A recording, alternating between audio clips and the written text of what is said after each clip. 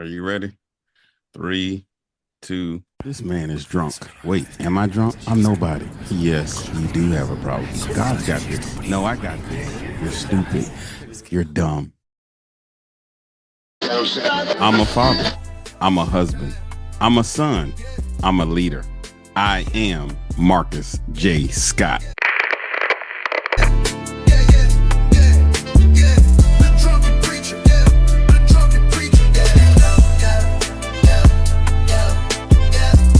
I'm Marcus J. Scott, author of The Drunken Preacher, here to encourage critical thinking, social awareness, advocate growth, resilience, provide hope, and help you find faith. Welcome to another edition of the Drunken Preacher Podcast. I'm Marcus J. Scott, and man, I got one for you today. Oh my goodness, I'm so excited to have my friend and my mentor, Mr. Neal Oates Jr. How's it going, man? How's it going? Man, don't look at me like that. It's going fantastic, Mark. It's good to see you, sir. Yes, sir, man. I'm excited to have you on here, and I can tell already, man, you getting ready to start clowning before we talk to the people, man. Don't let the friendship side come out quite yet, man. We need to talk a little business first. So first of all, yes, sir. I see your hand up. So you see how respectful I am, right? You see the colors I wore. You see the tie to go with the Drunken Preacher book cover. So I'm being as respectful as I know how to be this early on.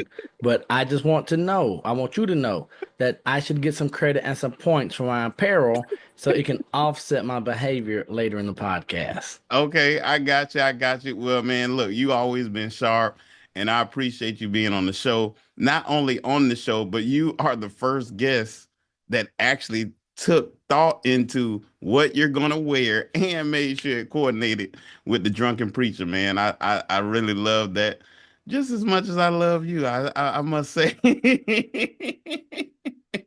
So for those of you who don't know, Mr. Neal Oates Jr., we met a ways back.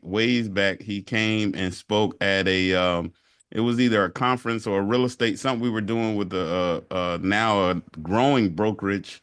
And he spoke at that event, and I talked to him. I was a little nervous, must say, because in my eyes he was the big dog at the time. He still is the big dog, but then sometime later we met up over in Dubai, and I was like, man, I love to learn from you and everything. And I still didn't call him right away.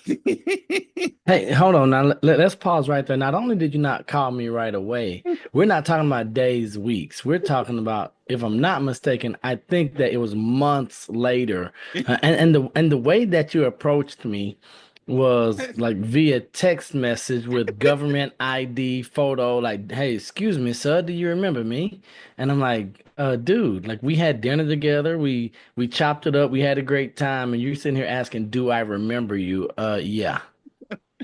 Well, needless to say, since that time, man, we've grown close together. Now you definitely know how to get in contact with me, and you are not shy about calling me, texting me, emailing, saying, hey, Neal, what's going on? I'm like, hey, dude, I just saw you 30 minutes ago. Give me a break. I would use the analogy Michael Jordan to Scottie Pippen. I'm the Scottie Pippen, but I don't know. We want to use that duo right about now. No, because, hey, well, you know what? We could. But I don't know if that is a proper representation of our relationship. Yeah. Yeah. So, man, I just wanted you to know, first of all, here on the podcast, and I want everybody to know this is a gentleman I look up to. He kind of showed me the way in as it relates to not just real estate, but speaking, teaching, and also being a minister. I mean, we're in a men's group together, and this is one of the Don't be telling everybody everything too fast, man. Ease into it. Ease into it. He has helped me along. So when you see pieces especially at the end of the Drunken Preacher in the book. For those of you who have not gotten the book, go to marcusjscott.com and get your copy. Uh, if you see bits and pieces about men's group and people who supported me, this is one of the individuals that I'm talking about in that book. And so I'm very grateful for you, man. How are you doing today? It's a great day. It's a great day to be alive. Great day to get to hang out and do this thing that we're doing today. Ups and downs, but that's called life, right? Yeah, that's life. And since we're talking about that, let's jump right into some of this struggle. So, man, I remember a conversation I had with you some years ago now, and I called you and I said, man, I don't know if I could do this. I was talking about real estate. It was a struggle. I was ready to give up. And I was actually still going through my ups and downs with depression and the drinking. And I really, wanted to quit. And I remember calling you. I think I was out in the parking lot or something, walking around, and it was like, man, I don't know if I can do this. I don't know if I can do this. And you encouraged me. I want to know from your perspective, and not necessarily just me, but anybody else, especially being in ministry. How do you feel when someone comes to you, say they're depressed, down? What's your approach? How do you approach that? And then in addition to how do you approach it, how does it make you feel? Okay, so first of all, I do remember the phone call because I was actually at the beach when you called me, Yeah, right? yeah. And we even joked about it. I said, "Man, you calling me going through this stuff? I'm at the beach. You trying to ruin my day because you feel crappy." Right. And so we eventually got to the place where, and it didn't even take long, right? I think that um after a few minutes, we started laughing, Yeah. started joking, started realizing that we had been through and that you had been through tougher things than you were facing. You had just forgotten about it, right? So Hmm. first, I am an eternal optimist, right? And so that's a gift and a curse. So I just always seem to find the silver lining, and that's just my disposition. My personality is. How can I find the good in whatever this is? Hmm. And I have to be careful of that.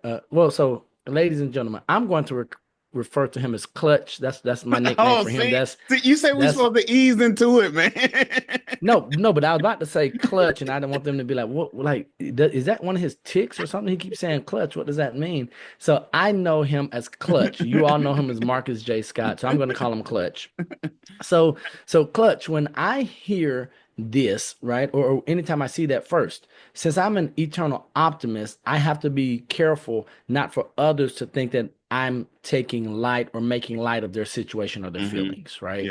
Yeah. Because it's easy for me to say it's going to be better. And I really do believe it's going to be better, but I have to slow down enough to see it from their viewpoint, their vantage point, and to say, okay, well, maybe in their eyes, from where they're standing, it does seem dark, that it Hmm. does feel like it's the end.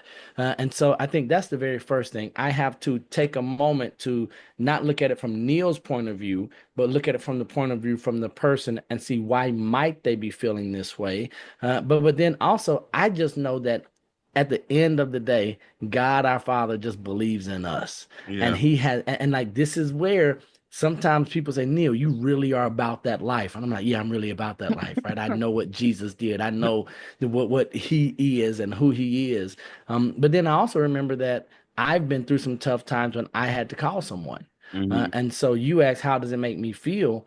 One, it is humbling, right? Anytime someone is comfortable enough with you to share and to open up. Because here's what I want both you and I, but also your audience to hear that whenever someone feels comfortable enough to open up and share with you, do not take that for granted, right? So that is a Mm. gift of openness and vulnerability that they're giving you. And I think That's that's a good. beautiful thing. Yeah, that's But good. but then also I know there's a responsibility that comes with that. So it's humbling, but it's also it is a weight, right? Because I know that as like life and death is in the tongue. So Mhm. what I say to you, I could speak life into life, or I could speak condemnation, and I could just get on that struggle bus with you and bring you further down. And I think that that's why it's so important for us as leaders, as friends, as children of God, to really know what we have inside of us, and at any moment's notice, be ready to pour that out. But that means that I have to stay filled up, Clutch. Yeah, man, I definitely hear you. So, for those of you just real quick who don't know, anytime I talk to this guy, I gotta have a pen and what we call my little money book or a Boy, hey, notepad nearby. hey, boy, look, you think this is a game, Clutch? They don't know. They That, don't know. hey, and They hold on. they So they don't. they don't know what I've been through.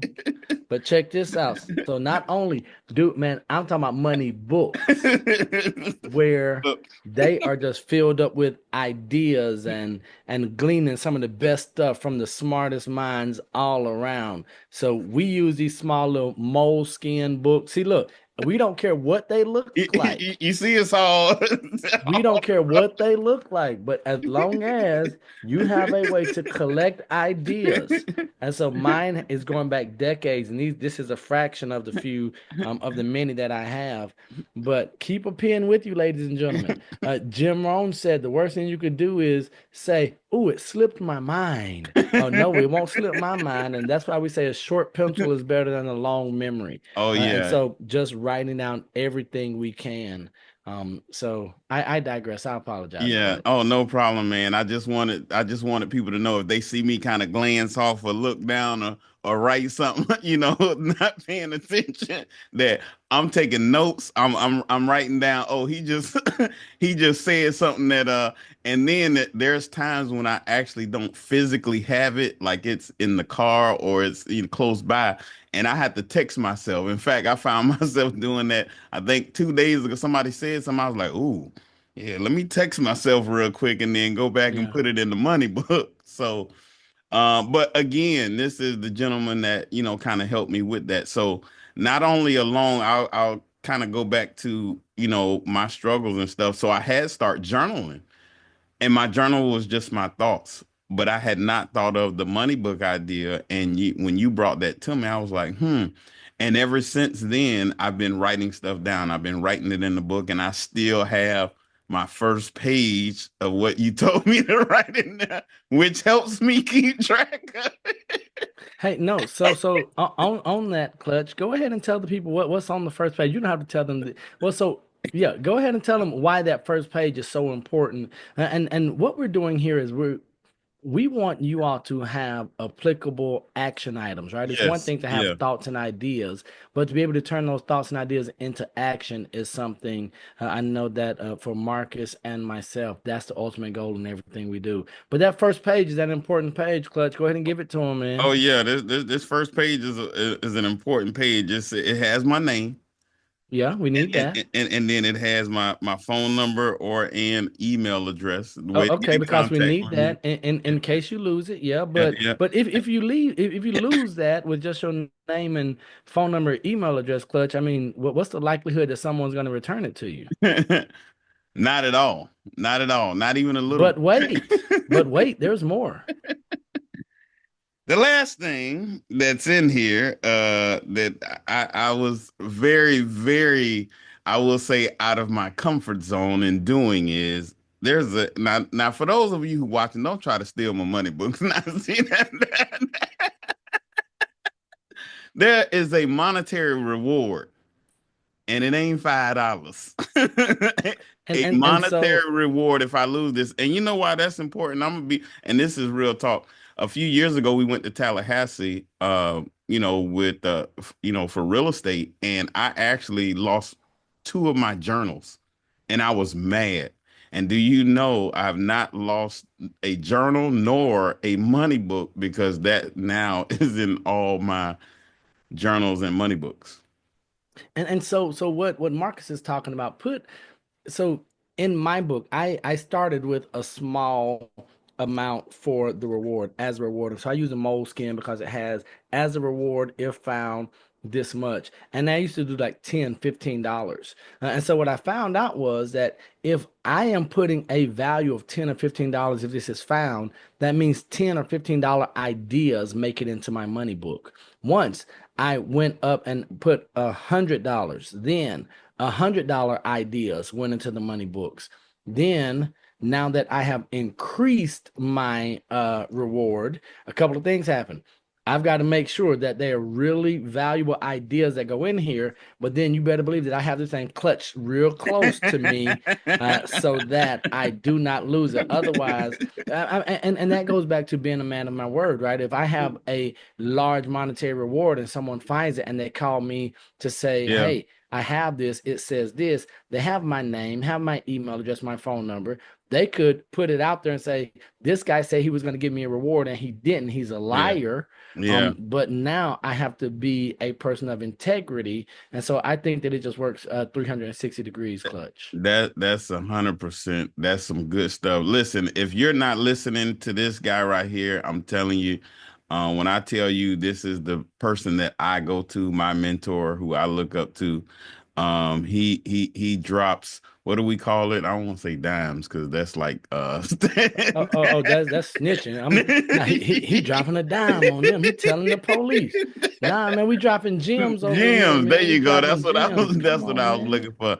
He is constantly dropping gems. That's why, again, I don't talk to this guy without having a notepad, a notebook, or something to take a note in Now, around hold me. on. I do want to go ahead because we haven't even really gotten started yet. But Yeah. I do want to let the people know that just because I am his mentor, do not hold me accountable for all of his actions, right? So all I can do is lead him to the water. Now, whether he drinks it or not, it's totally up to Marcus.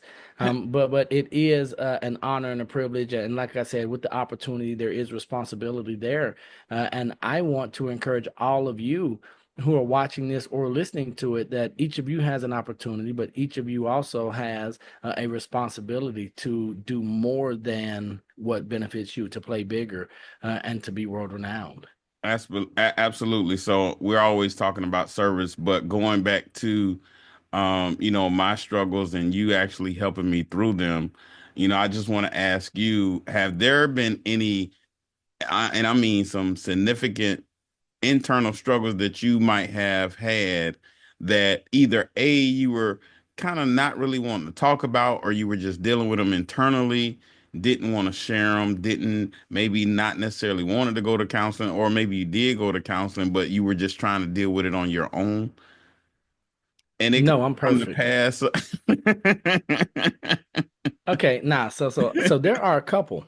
Okay. So my biggest struggle has been just imposter syndrome, right? No matter what I do, feeling like I'm never enough and always competing again, and especially, and I'll tell you, it has gotten worse as technology has Mm, improved, right? mm. Increased. It has gotten worse the more success and the better that I actually do, the worse I feel about myself, Wow. because I hear you talk about me, and then I also know the other circles that we're in. And if I'm not careful, I will tell myself, you're not really that good because look at this person up here and look at that person over there.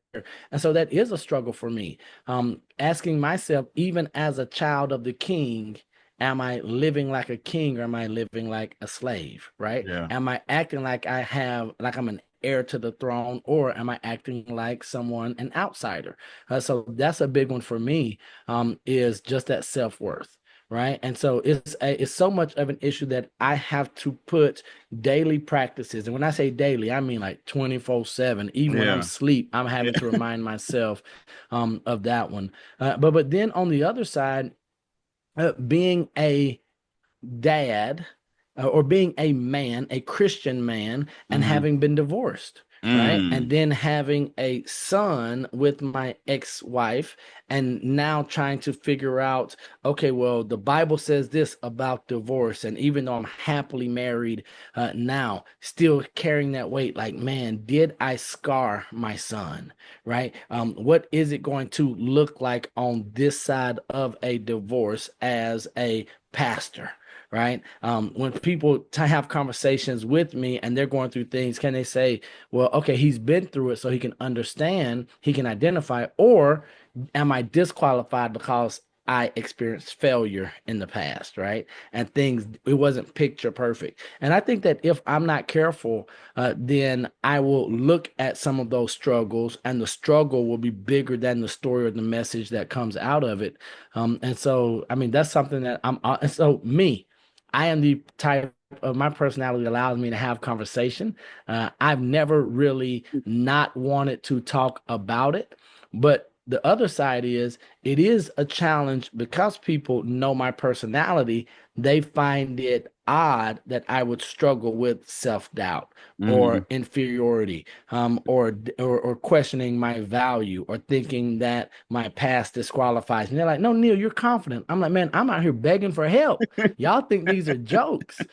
And so I think that's the good and the bad. But me having struggles, absolutely. Me, once again, this comes from being blessed to have a strong family upbringing. My mom and dad, they always encouraged us to open up and share and talk. What I realize is that I'm a weirdo, especially as an African American male. Being willing to share what's on my head, in my heart, the feelings, and then saying, I thought we're supposed to go to counseling. I thought we're supposed to get professional help. I thought we're supposed to go to people who know more than us. And they're like, not in the Black community, we're not. I'm like, oh, my bad. I didn't know that.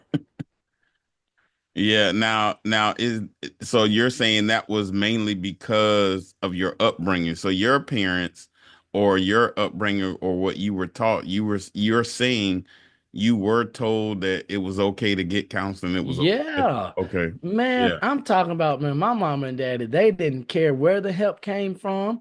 They didn't care about judgment. They said, hey, if you are struggling, you talk to people, you get help, you share what's on your mind. Now, don't be out here having a pity party, but Yeah. go to Yeah. people, have conversations with people who can do something about it. And we look at it all day, every day in sports, and we will see athletes get coaching, like a shooting coach and or a football or a passing coach and all this. hmm But then when it comes to our mentality and our spiritual health, we don't get coaching, right? We look at those professionals as, instead of helping us improve and take our life game to the next level, we think that it's a crutch. And I think that's something that we have to get better about just as a whole. And so with that being said, I want to move to, the business side because there are a lot of people that, like you just said, they might not necessarily consider I mean not mentors, but counseling for their personal lives or getting help in their personal lives. And like you just stated, a lot of times in the black community, we look at that as a taboo, or I'm not crazy, so I don't need a psychiatrist. I don't need these things. And yet you just stated that professional athletes have coaches. And so I found it very important right before we met, and then definitely as you and I got closer, and you being a mentor and a coach for me, that I believe we should have mentors, coaches, and counselors all the way around, not just in our personal, but definitely in our business or in professional lives, because they help to guide us in the direction we want to go. I'm often reminded of Michael Jordan. As talented as he was, he didn't win a championship until he got Phil Jackson, who could see the entire court that he Yeah. couldn't see while he was on there. So he had strategies and things in place that even Michael Jordan needed to make adjustments for in order to win the championships. Yeah. And So, so real quick, Clutch, this is where I can look at someone and tell how serious they are about improving or bettering any area of their life, right? So we say we want things, but we don't have the people or the mhm, systems in place to help us achieve those. If you want to have a better marriage, you're probably getting coached, mentored, or counseled in marriage, right? Same thing. If we yeah, want to have better health, we're going to seek some outside counsel, some wisdom yeah, when it comes to our better health, finances, business, our mental well-being, our spirituality. And there are like, and that's what I love about God our Father. He gifted people with the things that are unnatural to us, where we might have shortcomings and shortfalls. And he said, I'm going to give you everything you need. It doesn't mean that it's going to be within us, but it is going to be available to us. And I think that we just have to accept that and then utilize and leverage what we have access to. Yeah, absolutely. So with that being said, excuse me, being in our industry, right? Uh-oh. Primarily real estate, but also business in general, because let's face it, and you and I talk about this all the time. Real estate agents, real estate professionals, realtors, all of them, they are themselves small businesses. Yeah. And what I found Some out, of them are really small businesses. They business so small, and that's no knock on them. But um, some of y'all are itty bitty businesses. but the fact is, a lot of them, especially sometimes teaching pre-licensing, they come in with the mentality that it's a job as opposed to they're running their own business. And so, with that said, what do you see now that may be a struggle for real estate professionals, but not necessarily just real estate professionals, but business owners as well, outside of real estate, that because of this economy, because the way things are changing, because some of the laws and things that we're not necessarily used to that are changing, how is that becoming a struggle for the real estate professional and small business owners? So I believe there is the major issue is exactly what you talked about with Michael Jordan, Phil Jackson, and just coaching, right? And underlying all of it is the inability to see the entire court, to see the entire field, to see the entire landscape. And part of that, and when we don't see everything, then we find ourselves reacting. And Hmm. if you are reacting, it's going to be hard to win, right? Because we're going to be trying to respond to every single thing that's coming, and we never get the chance to be out in front of or to be proactive on anything.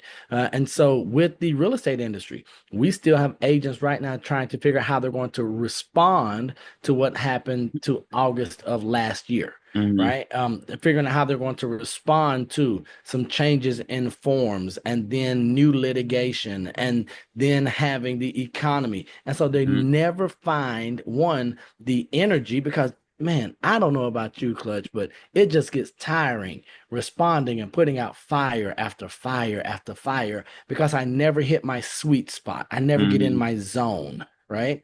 And so that's one thing. But then I also think that since we're always responding, we never say, okay, well, what are my strengths and where are the opportunities, right? So if all day every day, as a realtor, as a small business, as a business owner or a leader, if I'm trying to combat the threats all day every day, if I'm saying the enemy is coming from the left, the enemy is coming from the right, let's hold them off. Let's make sure that we can get our overhead down. Let's make sure that we don't get sued.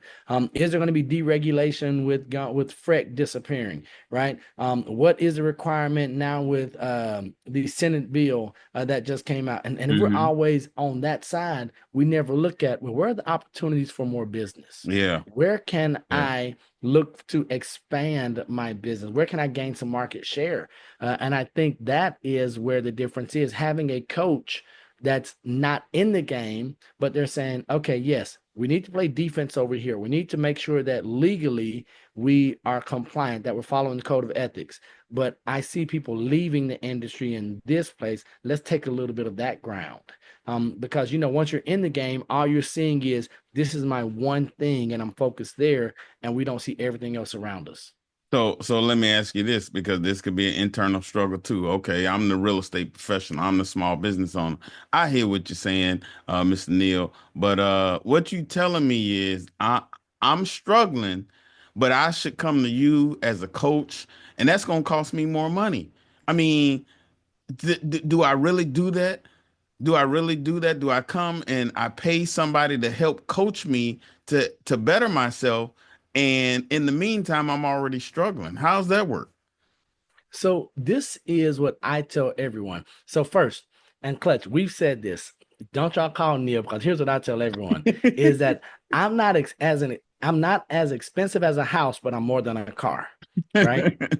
So, and the next thing that I would tell people is I'm expensive, but I'm not overpriced. And so I say that in a joking way, but meaning all of it, because here's what good coaching is. Coaching is not a cost, it's an investment. And what happens with an investment? You get a return. And so this is where what I have found that any amount of investment that I do in myself with coaching, and I pay a lot for coaching on an annual basis. I mean, a lot. Jeez. And so what I do is I say, well, what's the return that I'm getting? Right. I know that if I spend $1 on coaching, if I get $1 back, that's not enough for me. Yeah. Right. So I'm looking at, well, if I get one technique or one skill, if I do one thing that my coach said, is it going to be a 7 or 8 times return? And if the answer is yes, then it's a no-brainer. More often, the question that I was taught to ask by my mentors and coaches is not what is it going to cost me to do a thing, but what is it going to cost me if I don't do it? Yeah. And so I think that's the bigger question. And what I've learned is that the actual business owners and the real entrepreneurs, they don't think in terms of cost. They think in terms of growth, return, value, and not just price. Yeah. So I believe that every single person, the best people in the world have coaches. The best coaches have coaches. Yeah. And so I just believe that if you're serious about development, and that's a personal question that you have to ask, if you are serious about development in any area of your life, in real estate, in business, you should have a coach that can help you see the field. And if they're a coach that's worth their salt, they are going to make sure that you get a return on your investment. Yeah, absolutely.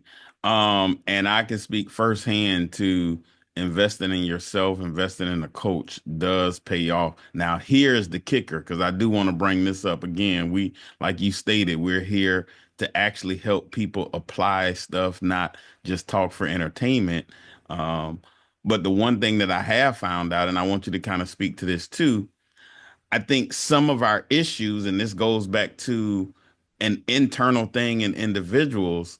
I think some of the problem is when we get a coach, when we find something, when we see something, we're not consistent at it. Boy, And you better we're stop. expecting certain results in a particular time frame. And if it's not in the time frame that we're saying is supposed to happen, then we say it ain't working. Am I So, right? boy, not on. So you posed a question just so I could say that you're right. So that would be the first time I ever say that in our relationship. What I'm going to say is that you're not incorrect. How about that? And so I think that people have a misconception of coaching. First, one, they don't know what good or bad coaching is, and there are some bad coaches out there. There are some people out there taking advantage of. But then, as a recipient, as a someone who is being coached, I think having realistic expectations. Right. What do I expect to get from this? Coaching is not an easy button. Coaching is a strategy. It's going to help you create a plan and a system, but it's not going to say just because you hired a coach, now you're going to be excellent. Now you're going to be a great and excel at a thing. You mentioned that idea of consistency. Are you willing to be consistent doing what your coach asked you to do, even when you don't feel like it, even when you disagree with your coach, right? Because Phil Jackson, great coach. And so here's how good Phil Jackson was, is that he did it with the Bulls and when he did it with the Lakers, right? So Multiple times, not just multiple one. times. And so this is where I remind everyone that great coaches, they have a system and they can figure out how to make things work with what you have. Right. So they'll come in and say, well, what are your skills? What are your talents? What are your weaknesses? How can we create a plan so that you win? But you must be willing to do the work. Because at the end of the day, I can sit here and draw up the plays. I can create a strategy for you, but you must go out there and execute. And it's not a one-time execution. It's execute during practice, execute when the lights are dim and no one's out there, execute on game time, but then you must execute game after game after game. When you're sick, when you don't feel good, when the economy is crappy, when you had a bad phone call and someone told you that they don't want to use you or that they canceled a listing agreement or marketing consultation, then you still have to show up and execute, knowing that if you do the right activities consistently over time, like the law of the harvest, like if you sow, you're going to reap. We think that if we sow today, we reap tomorrow. We don't think about that fallow season when things are happening underneath the dirt or behind the scenes. Yeah, Eric says it this way: small steps, great distances. Oh, come on. It's taking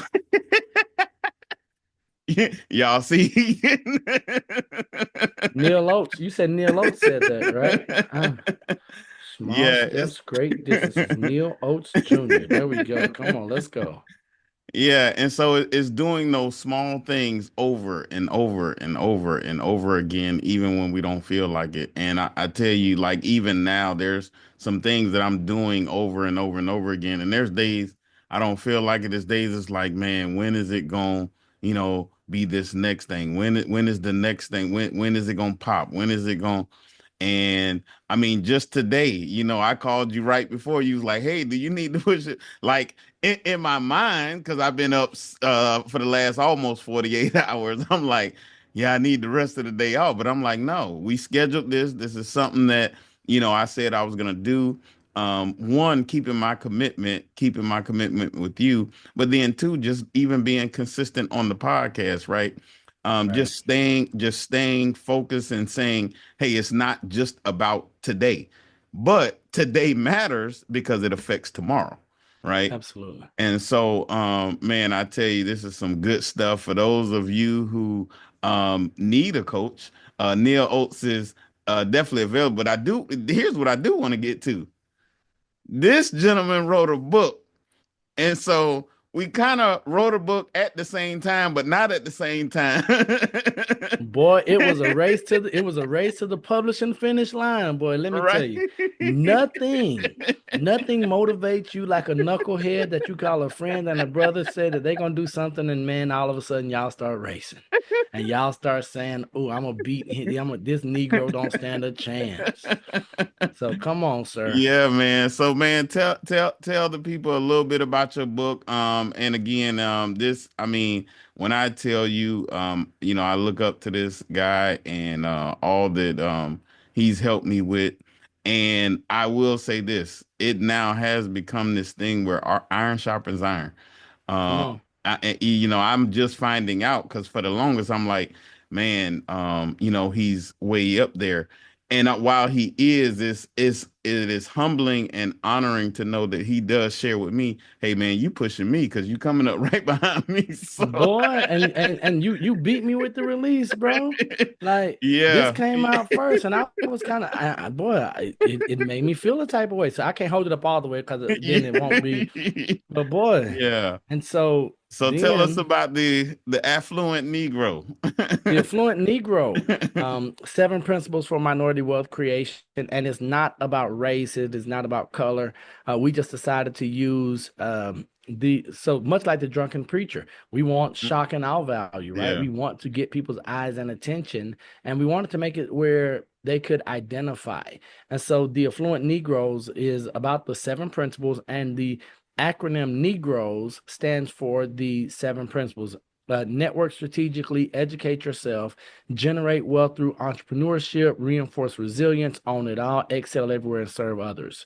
And I think that, this is the same framework when we talk about books like Think and Grow Rich, when we talk about books that have, from the other side of things, have been a platform, has been a pillar to their success. That's what the goal for the affluent Negroes is. And so far we've had a lot of success, looking for we're expecting a lot more just as we continue to expand our reach, our readership, hang out with cool people like you, get exposure to your audience. So you can go to theaffluentnegroes.com, theaffluentnegroes.com, and Negroes does have an E in it, affluentnegroes.com. Why are you laughing, man? No, because You're always been a funny guy to me. I don't know how to take that.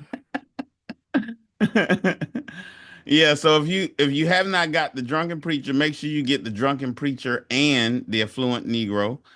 They're both on Amazon. So you can go get that today. Yes, you can go But get if you buy mine first, that's it. Just if you buy mine first. that. See, here we go. See, why are you always in competition with me? Hey, so someone has to be the best, man. Someone has to be the best, and so I figure between the two of us, it should be me. I'm not saying that, and so this is where, well, the real reason I say it is because I'm God's favorite, right? And so Yeah, you say that often. I say that, I remind myself, but also make sure I let anyone who doesn't know that I'm God's favorite, that they know after having a conversation with me that you can compete for second or third favorite, but I'm God's favorite, ladies and gentlemen. Well, man, I appreciate you, man. I can't wait to see you in person. We definitely got to do this again in person. And I just got one more question. Uh-oh. Um, why we not doing the podcast anymore? I just thought I'd put that out there. And what podcast are you talking about? The eavesdrop, man. Come on, man. We were going doing so well, man. See, here's what happened. This is where the friendship separates, and here's where I still have internal struggles. Because I think he started lifting off and he didn't want to take me. So he's like, I can't do that with him So really, it was about it really came about priorities, right? anymore. And then just time and seeing, okay, what's going to yield a return. And so you were getting good feedback. So I mean, like, you had 3 people telling us that they liked the podcast, and I was getting 0. Maybe I just had the wrong audience or whatever. But when I did the analytics and I was looking, I'm like, man, is it worth the return, right? Hmm. Is it worth the investment? And so I don't know. I mean, maybe if so now the shoe is on the other foot. Now that you've got the Drunken Preacher taken off, I might have to say, man, I might need to ride Clutch's coattail for a little bit, see if I get my book sales up, see if some of his viewers and listeners actually want to go to nealoatesjr.com, nealoatesjr.com, and then look at some of the coaching information. As I said, I am expensive, but I'm not overpriced. I'm not as much as a house, but I'm more than a car. And so I want to set those expectations very early. So when you see my coaching fees, I don't want you to say, Clutch, this got crazy, but I'm worth it. And so on that, and so this is something I do want to share with your audience, Clutch, Hmm. is that you all have heard Clutch or Marcus mention about his tie with me and the relationship we have and what he's getting from me. And so I don't say this lightly. Just know that when you're getting stuff from Marcus, just know that it's coming, that is valuable information, right? So while I joke about the price and my coaching fees, just know that somebody had to pay those coaching fees in order to get the information. So when he brings information to you, just know that he didn't just go and grab something out of thin air, right? So whether he talks about things from the spiritual side, and I know your father was a big influence and some life lessons we had to learn going there, Yeah. or coming from me, or some of the other coaching that you get, and that's something that I think that your audience would benefit knowing as well, is that on your journey, even as an author, even as a leader, you're still very much a student. Yeah. Right. And so Yeah. you talk about how you're quick to take notes, but now we have people taking notes from you. And so no matter whether you're in Atlanta or you're with me or with your dad or other coaches and mentors that you have, I would just encourage everyone to consider the source of the information that you're getting. Right. Have they done the work, not over weeks or months, but have they put decades into this thing? Right. Do they know what leadership is? Do they know what growth is? Do they know what, if they're going to be talking about marriage, do they know what a good marriage looks like and good relationships look like? Have they gone through any struggles themselves that would lend to maybe some personal experience that would help benefit you and them? And I think that once we start really analyzing that through the right lens, I think it makes a big difference. Yeah, man. Last thing, only because you hit on it just then, before we get out of here, you talked about narrowing down, and you had to look at, you know, the priority. So for those who are struggling with, and this could be in real estate, this could be in business, a lot of different things. I'm trying to do so much that I'm almost getting. How do I narrow down? How do I say, okay, I might need to cut that off, cut this off, and focus on this? Because even in my coaching with you, you told me, hey, you might want to focus here because this is look like where your success is. Okay, well, are you going to make that shift? Okay, well, make the shift, but now you have to, cut back over here. And so, how do we make those determinations on where we're going to cut so that we can focus?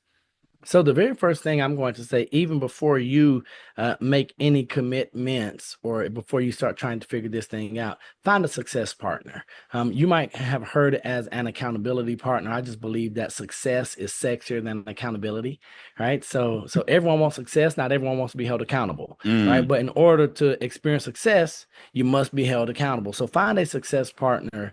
And then if you have the right, even if you have the wrong success partner, they'll start asking you the wrong questions. And then you can, like, just from the power of deduction, you can get to the right questions. I think that having someone to walk through life with, to hold you accountable, to help you achieve success, I think that's going to be the first part. But then communicate or figure out what your priorities are, like what's really important in your life. Like for me, health is very important in my life. Family is very important. And my spiritual health, and relationship with God, our Father, is very important. Then it is growth, excellence, service, and leadership. And so now, once I know what the pillars are in my life and what really is important, then that's going to help me. If I'm honest with myself and honest with my success partner or partners, then that's going to really dictate where I invest my time, right? Where do I put my energy, my resources, my focus? What am I going to watch, listen to? What am I going to read or talk about?